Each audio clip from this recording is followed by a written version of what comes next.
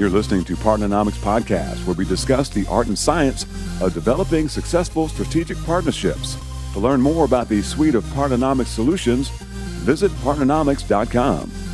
All right, so today we are joined by Marck de Lautour. And Mark and I were connected by a mutual friend a few weeks ago. Man, Mark just really was captivating. And you'll definitely see through this conversation, but a man of wisdom as well. So Mark plays in the real estate space, and he's carved out a really cool company that he started. I think he got started in real estate 2002, has flipped over 1,100 homes.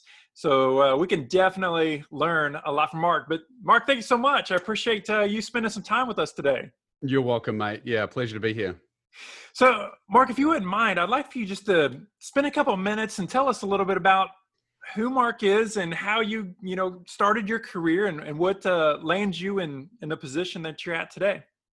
Yeah, sure. I've actually never had a job, which is a little bit interesting. I came straight out of my college career. I went to high school in New Zealand, born and raised, came over on an athletic scholarship to go to the University of Missouri here in Kansas City, and played on their tennis team, which thoroughly enjoyed, stayed on and got my MBA. And straight out of my MBA, I flipped a house and accidentally made some money and thought, well, why should I go work at Sprint or, Yellow Freight Trucking Corporation or Hallmark Cards like all my buddies were? And I'm sure that little company called Cerner will not amount to anything. So I avoided them, I was way too smart for that. But yeah, I decided that I'd try and make a go of it. In 2001, I'd read Rich Dad, Poor Dad, and that really did change my mentality, at least. I thought real estate would be a vehicle for my wealth creation and my retirement. I didn't realize it would be my vocation through that whole time period. But, after you flip one house and you think, okay, that was smart and easy, try and do another one and another one. And yeah, crazy. 1,100 homes later, we're still going strong. So we have now built up quite a large company. We have somewhere around 25 employees that are all in that space. Our niche is that we are a full turnkey provider. So that means that we provide fully remodeled and rented out properties to hands-off and passive real estate investors. So for example, we work with a lot of dentists. We encourage them, hey, you go work on people's teeth all day, concentrate on your active income. But when it comes to your passive income, allow us to help you with that and diversify your retirement into alternative investments, in our case, real estate. We have felt all along, and I felt all along, that the stock market has never been an attraction to me. I feel like it's, if you're not on the inside, you're on the outside. And it just real estate made more sense, had a little bit more control and, more tax benefits. And also you can own assets that you never have to sell, and you can get cash flow from those assets. So we have helped people. I always thought that real estate, or I wanted to try and offer up real estate as an alternative to the stock market, but the stock market is so darn convenient and it's very efficient. And with a click of a button, you can own some Google stock or Coca-Cola stock, and real estate's been a little cumbersome. So the challenge in our company is to try and make real estate as easy as clicking a button and saying yes to a deal. And that's what we're pretty good at.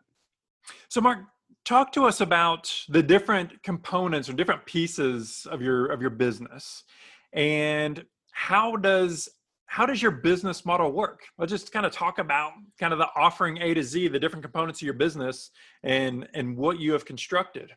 You bet. So there's really 4 businesses in one, which makes us that unique turnkey provider that can allow someone to be hands-off, because we're doing 4 things. We have acquisition, remodel, property management and leasing, and then we have a sales, finance, and admin component, the operational side of the business. So when it comes to acquisition, what does that mean? That means that we are aggressively advertising through billboards, television, seller direct marketing campaigns, letters, door hangers, as well as working with wholesalers and realtors, letting them know that we buy ugly houses. We're not the we buy ugly houses guys, but that's the image. They are one of our competitors. So we need to let people know that we buy distressed assets.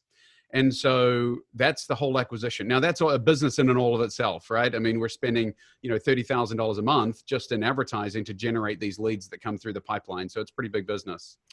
On the remodel side, we now have to remodel all of these distressed assets to come on board. So Now you've got a construction company that's remodeling anywhere from 150 to 200 houses per year. So that's a pretty big business in and of itself to get all those properties remodeled. So, refining and using software to get yourself dialed in that capacity has been a big thing for us as of late.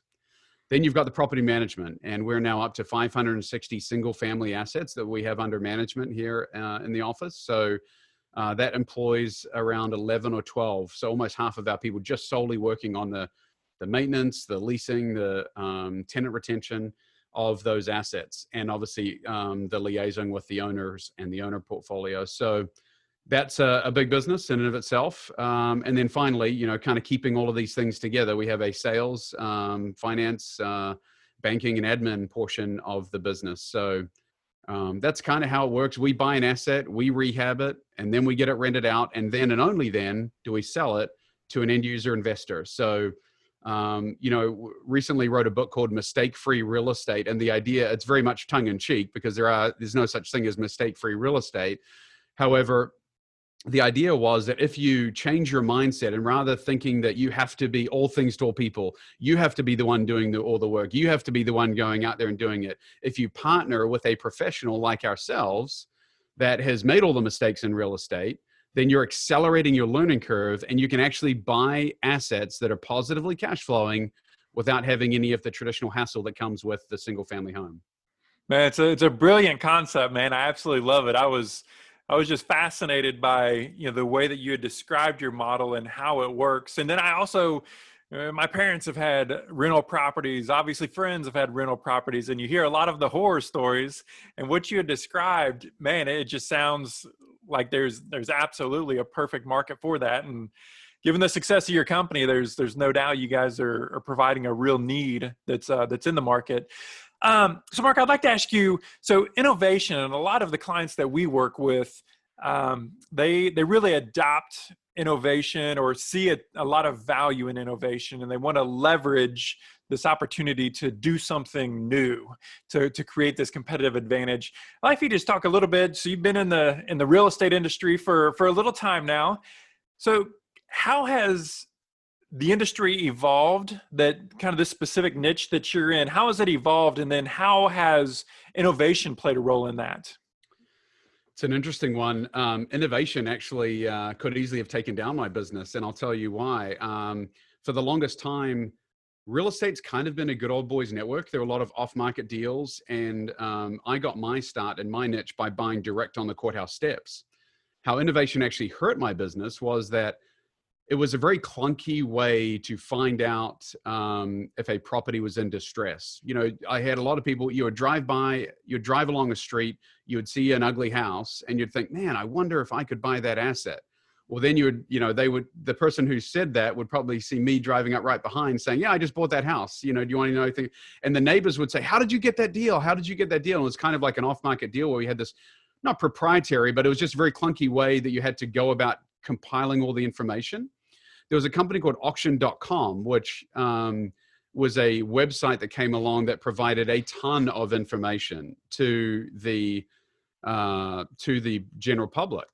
And that company alone was really, suddenly instead of it just being me and a couple of other people on the courthouse steps, suddenly, they were generating a lot of interest because someone could just Google an address and suddenly be like, oh yeah, the foreclosure is going to happen in 3 weeks from today. So it was providing information to effectively grow a competitive base for our business. So I would not consider myself an innovator.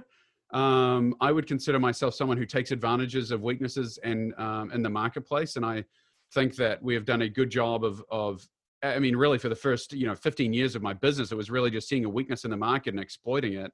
And then obviously allowing the next step of that being providing a valuable service to people that also could not, get quality assets. There was a weakness in the market or the inefficiency in the market was simply that banks were not getting rid of their assets in a very effective way. They were ineffectively just holding an auction and not telling anybody about the auction. So anyone who showed up would get it for 50 cents on the dollar. All of a sudden, auction.com came along with all the information and found that that they were actually able to garner a lot more greater price for their clients by announcing these bids and just getting more people to the auction. Secondarily, the other part of our business that we realized was that people were willing to pay a fair price for an asset that had been beautifully remodeled, that had been that was well managed and was offered at a fair price. And so that's where we saw the other niche and what we've really tried to hammer out. And what we've found more and more is that people really value a done for you turnkey model. The more that we do, even if you charge them just fractionally more, but you deliver more on value, they will partner with you and collaborate with you and pay you a fair price for them to do less and less work. It's not a game of price, it's a game of value, right? Bingo. It's about value. Mark, you had talked a lot about not having to be all things to all people, but really working with people that are specialists and have this knowledge. And obviously that dovetails into our world, which is partnerships and partnering. And I know that our initial conversation that we had a few weeks back, you had talked a lot about the different relationships that you have, everything from banking to even technology providers, the way that you guys allow access into your homes where they don't have to be manned. There's lots of different ways that we can build these relationships, build these partnerships, whether they're very formal or informal, that can add value to our companies. I'd love to just have you share a little bit about some of those key partnerships and relationships that you've built over the last few years that have helped you advance your company. You bet. One of my dear friends now, Jason Medley, is the founder and CEO of Collective Genius, which is a collection of the top 1% real estate investors from all around the country. And it's a real estate mastermind group of sorts. And so effectively, it compiles all these masterminds from different components of real estate, brings them all into a room, and provides a very non-competitive way to share secrets and share data and share what's going right and wrong. And through that group and through that networking, we're able to borrow brilliance. There's a good book out there called Borrowing Brilliance, which resonated with me because, I'm certainly not the smartest guy in any room I walk into, but one thing I do know is that if I see someone doing something well, I can replicate it, and got the people in place to figure out how to implement an idea into our business. I'm very much a big idea, big vision, big relationship person. I think the key for a visionary like myself is to have an integrator, a COO, or someone that can actually come back through and execute on all the great ideas that I hear. And so, Collective Genius certainly was a massive partnership for me, or collaboration of sorts. There were simple ideas such as the self-showing lockboxes. Before, we were having to partner with a property management company that was offering up leasing. And so when we decided to bring property management in-house, the leasing component was still a hassle for us. And we were using their real estate agents that would put a sign in the yard, take a phone call, drive to go meet this prospective tenant and show the property. Long story short, there is a great system out there that very safely and securely allows access to the property once a tenant or prospective tenant shows interest in the property, uploads and answers a few questions, uploads a picture of their driver's license and a credit card and that kind of thing.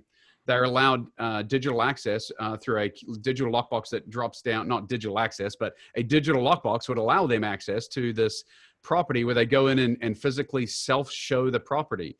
Well, suddenly that takes a 10-hour Saturday of beautiful showing time. If you've got 10 properties out there that are actively for rent, you can actually show these properties. You could show the 10 properties 10 times each. So you've had 100 showings that day, as opposed to one leasing agent, which may be able to show 2 or 3 properties that day. So, and not only that, you're cutting out the cost of the leasing agent. So that one little idea with a nominal investment of $6,000 dropped $100,000 to our bottom line when we implemented that very next year, and has continued to reap rewards. Another digital advancement in real estate was Matterport, which is a virtual touring of properties. So it's taken 3-dimensional schematic drawings of properties and allowed people to virtually tour the homes. So now we actually are pre-leasing our properties before they're even out of rehab. So before they're even done, we have a virtual tour of the property of what it's going to look like, with, the stunning granite and travertine tile and the mosaics and nice backsplash and the LVP flooring that we're known for. We can actually show these properties to prospective tenants. Even before we have a lockbox on the door and before they can actually know the address of the property, we say, hey, is this something that this 3-bedroom, 1-bath stunning home, would you like to live there? And absolutely. So we're actually successfully pre-leasing before the property's even done with rehab, which again shortens the life cycle and adds drops that carrying cost to the bottom line. Lastly, blessed to be a part of another mastermind group called Freedom Founders. And this is a partnership where it's a bunch of like-minded individuals getting together to accelerate their steps to retirement.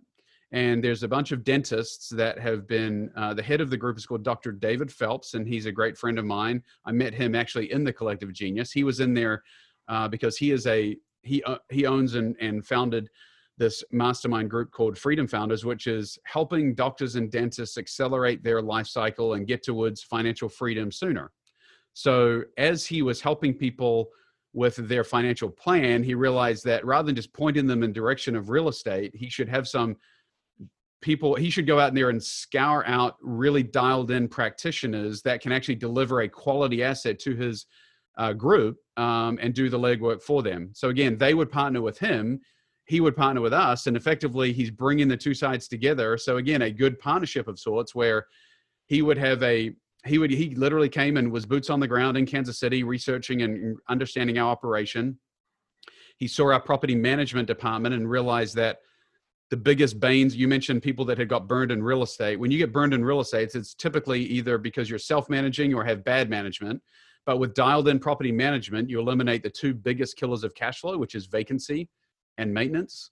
And so he saw our operation that was doing a great job of reducing vacancy and maintenance and developing a really great product which would work well with his clientele. So he brought us on board with his community, and we've been a part of that community now for 4 years, and they now provide a large part of our investor base. So we now have a demand problem, which is why we're ramping up our ad spend for acquisitions, because we have more demand for our business than we do supply of product. So, what I found is that when you deliver a really quality product and service, extreme value, as you would say, you deliver extreme value, people talk about it. I know that wealthy people talk about where they're spending their money and where they're seeing value in the world. And they talk about the relationships and the partnerships they have. They don't talk about, Facebook and electoral races. And so, when people were getting a phenomenal service and value from us, they told their other friends about it. And so it's a very much a referral-based business that we run here, but it's been one that has grown exponentially due to the partnerships and relationships that we've created. So Mark, I want to ask you, with the exception of starting with your book and reading your book, what kind of advice would you give to a young man or woman that's interested in getting into the real estate game? Hey, well, look, I'm a big real estate guy, so I would absolutely encourage people to think outside the box. We are just one of many really good turnkey providers in the United States. And so, look, if you like Kansas City and you like what that offers, by all means, reach out to us. But where there are many, many more providers out there, I'd start researching turnkey providers and look at people that have in-house property management. The one big hurdle that people can make is thinking that a turnkey provider is just someone that sells them a done-for-you house. Hey, it's not about the remodel. It's about the back-end property management. Anyone can remodel a house, and that's just called flipping. You've got to have someone who has in-house property management. And once you find that person, you vet them out, and you feel like they're a good fit, then jump in. Real estate is it's very, very hard to lose money in real estate. If you buy a good quality asset in a good area that will stand the test of time and you have really good management, you're done. I mean, you just sit back, relax, and enjoy the cash flow. So yeah, reach out, do your due diligence and find out what turnkey providers are out there servicing your neck of the woods. I will put a disclaimer out there that if you're looking, they call it sometimes you can look at real estate as a roller coaster, because on the coast, it certainly is that way. When you're in the Midwest, in the middle of America, real estate doesn't fluctuate that much. We were very loosely affected by the 2008, 2009 debacle. It certainly made it easier to buy because there was more foreclosure properties on the market. But as far as the actual assets that we had under management, they went up in value because the actual rental rates we could offer was way more because there's such more demand for our product. And you'll see that as the stock market cycles up and down, real estate largely is unaffected by that. Obviously with 2008 being the exception. When you're talking about the rental real estate, obviously high priced homes will go up and down. But the rental real estate, in that kind of $100,000 to $200,000 range, quality homes in good areas will always stand the test of time. Yeah, Mark, and that's an area that you guys focus with your business, isn't it? That 100 to 200K range here in the Midwest, or at least in Kansas City. Is that that kind of that area that you've seen that's provides the best return and fits your model? Absolutely. Yeah. So our average rental rate is somewhere around $1,200 a month. So that's, average sales price of an asset, somewhere around 130, 140,000. So pretty close to that 1% rule. But yeah, if you stay under 200,000, you have a good property manager. Just go buy as much as you can. The one thing that's an absolute truth, Mark, is you don't get rich from what you earn. You get rich from what you own. And the sooner that people start just putting their money into paper assets and start putting it into asset column, building that asset column, they'll really start to build their wealth. Yeah, I love that, man. Absolutely love it. So I know you're a believer in EOS, the Entrepreneur Operating System. We talked a little bit about traction. You've already mentioned that you're the visionary for your organization. Talk to us a little bit about the importance of process and really being disciplined to building your business. You're talking to the non-process guy about process. I love it. Well, great. That's not a good intro for a CEO visionary. No, look, I was the classic entrepreneur beating my head against the wall. It was a top-down decision-making process for the first 15 years of my business. And honestly, in self-reflection, I would say that I was not a good boss because for the longest time, it was kind of the business was reliant on me. And I didn't hire the right people because I was always trying to just hire people that would do what I wanted them to do rather than to think. So I'm done with the doers and I'm all about hiring the thinkers. It's easier to do than to think. And so now we're really trying to work on people that can actually think. So you hire the top level talent. I'm a big believer in trying to pay people as much as you possibly can and getting the best hiring the best talent that you can possibly get. But you have to process and hold accountable. And that is not my strength. So process and accountability are the two big things that I needed a COO or an integrator to come into my business and really help with that. So whereas I had an extremely strong business model that was thriving, the actual accountability and process was lacking. And so when we tried to scale, we would always hit a wall or hit a ceiling where we would just frustrate any which way we would turn. There would either be someone who would get frustrated and burned out, or there'd be we'd drop a ball for a client or something or we'd buy a bad asset. So now we have eliminated those or drastically reduced those hurdles by creating structure and process. And so now our meetings are more effective. Our people are more structured and they know exactly what they do. If you go ask our leasing agent, Joelle, what do you do? She'll say, tenant retention and reduce vacancy. I mean, that's all she does is put people in houses and keep people in houses. And she's held to two metrics. She knows exactly what she's doing and she knows the metrics in which she drives the company. And what does that do, Mike? That gives her the value to know she's providing extreme value to the company because we're not asking her to do 10 things. It's just 2 things. And each person has about 2 things that they're held really, really, really responsible for. And that's their thing. So it adds to the accountability.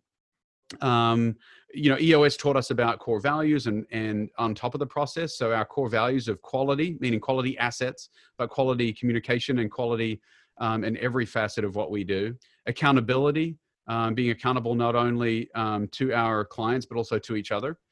And then communication is huge. Communication is everything. You have to be a good communicator to be able to operate effectively. And the last one is professionalism. What we saw in the real estate space was a lack of professionalism, and that's where we can really accelerate our growth is just by, our competition is not RE/MAX and Reese Nichols and Keller Williams. Our competitors are Edward Jones, Merrill Lynch, and UBS Financial, who are, getting the huge dollars and retirement dollars from their clients. And again, I don't see them as competitors because we offer a different product, but in terms of like where we want to operate at, that's the level. You don't walk into an Edward Jones office and see someone in, a t-shirt and shorts. It's always the suit and tie. And that's the level that we're at. We want to know that when someone walks in and says, I have $1 million, I'd like to invest it with you, they know that the professionalism, the accountability, good quality assets, good communication, those are what we stand for. So EOS was just a great time for us to actually, kind of reset. But the biggest hire for me over the past, for my career was truly, one of my good friends, Chris Johns, who is my COO and integrator. Truly a blessing because he was looking to exit. He's just sales guy, sales manager, a true sales manager that was actually leading sales teams in corporate. And he was obviously disgruntled with the corporate way of life, having to travel and get on planes all the time and hold other people accountable and just beating his head against that glass ceiling where he'd be capped, at what he was doing. And he wanted to be able to have more of a impact on the world. And so he saw our business model and actually was one of our investors. He believes in real estate. So he was one of our investors, and that's kind of how we met. He believed in the model and wanted to make more of an impact. So we were lucky enough to be able to get him on as our COO. And truly that was a turning point in the life of the company where we were suddenly able to, the culture changed. When you start holding people accountable, Mark, the culture changes. People are more excited about it. People want to be accountable. They want to do well for you. And that's the amazing thing is, when you start holding people accountable, and giving them process and giving them CRMs and databases and ways to track and giving them metrics that they're held accountable to, man, it's just people feel because they see the good work that they're doing and they actually enjoy what they're doing far more. So that was a big turning point for us. That's so well said, because it seems that people get really frustrated and disgruntled in positions when they don't see a way to win. And it's really, it's process, it's goals, it's accountability, it's communication. It's these things when they're done right, which you're building in your company, that gives people the avenue to win. And then that's something that you can get behind. Did I see Chris McChesney on one of your podcasts? You did. Yeah. Chris is a buddy of mine. So he came and spoke to one of our mastermind groups one time and so had the pleasure of shaking his hand and listening to him speak for 3 hours. One of the things, a big takeaway is he said, if you give your employees a winnable game, which means put a scorecard and just give them an opportunity to play a winnable game. You don't see Michael Jordan, driving down and hitting driving for a layup if he's down by 3 with a second left. You need to know what the score is to be able to win the game. And so, in that capacity, that really resonated. And so, but then you've got to have the systems in place to track what you're doing, and you can't control what you don't track. So getting the process and the systems in place to be able to track what you're doing, then you can create the scorecard. Then you can find the people that really want to win. And then you hire talent to come in and just win at what they're doing. You're right. Yeah, man. It's the 4 Disciplines of Execution. It's a phenomenal read. You definitely need to check that out if you're into that. So Mark, talking about resources and books, I think you and I are both lifelong learners and definitely believe that we got to keep our minds sharp. What are some books that you've read recently, or what are some books that you'd recommend to other business leaders out there? Sure. So I think I'm a big believer that when the student is ready, the teacher appears, which is why, Kiyosaki was obviously, if you're just getting started in real estate, it's just a great way to get the mindset shifted to understand that you have to build your asset column. So obviously Rich Dad Poor Dad was big for me when I needed it 20 years ago. Then I went through that time period where I was, building the organization, but getting frustrated and hitting my head. And so Simon Sinek's really spoke to me with it. Starts with why, and understanding that it's just about, you've got to figure out your why before you can figure out anything else. 40X, Chris McChesney was great. And in understanding, executing on process. Lately, I've read all of Patrick Lencioni's books because my game is changing where, and this is crazy. I was actually warned by one of my mentors, a good friend of mine that has a similar operation, although he's kind of 3 years ahead of me. And the funny thing about that is I'm trying to catch him, but he's so good he's always going to be 3 years ahead of me. But he said, when you start CEOing, you're going to get bored. Because when you're a true business owner and you have the business running, you should not be down in the weeds. And that's what I've really the last 18 months has been removing myself from any decisions and removing myself from any of the process. And so now I kind of see that down the pipeline where I can sit and enjoy an afternoon with my wife. I can have a date day Friday. I can just enjoy being on podcast with you without worrying what's going on behind my back. I say that because all the officers are behind me, not because I'm worried about what's going on behind my back. But you just start thinking about, being a navigator of a big ship, not necessarily the captain of the ship. And you instruct about where it's going and navigating which direction you want to turn. And so for us, that ship is now sailing in the direction of some multifamily investments. And we're looking forward to what that offers up, because we now have, people that have massive amounts of capital to deploy, and we don't have enough assets to deploy it in. But they trust our process, they trust our decision-making. And that partnership is very strong. We have a very loyal and dedicated customer base, so we want to serve them. And I think part of serving them means that we have to deliver another asset class. So that will be coming down the pipeline in 2021 with some multifamily investments for those guys. But it just allows me to start thinking. And so I've been reading a book called Servant Leadership. I forget the author's name, but that was an amazing book. And then obviously all of Patrick Lencioni's team building things have been impactful to me. But I think all of those type of, Chris Voss, back when I was kind of still, taking deals down, Chris Voss's, thoughts on negotiation were important, but now that's just what my sales team reads, so it's all about where you are. So right now I'm all about trying to find books of myself that'll grow my leadership. Leaders talk less, and I'm really trying to understand that great leaders ask the right questions, and trying to under those kind of books that talk about, encouraging and building up people that are working for you and with you, rather than trying to figure things out and do it myself. So yeah, fun time in my life right now, Mark. That's awesome. One last question for you, Mark, before we let you go. If you could speak to your 25-year-old self, what would you tell him? Wow. Wasn't expecting that question. I'm not one to, I look at the past to learn lessons, but I don't look back with any regret or remorse. All I would say is that I understand that partnerships are valuable.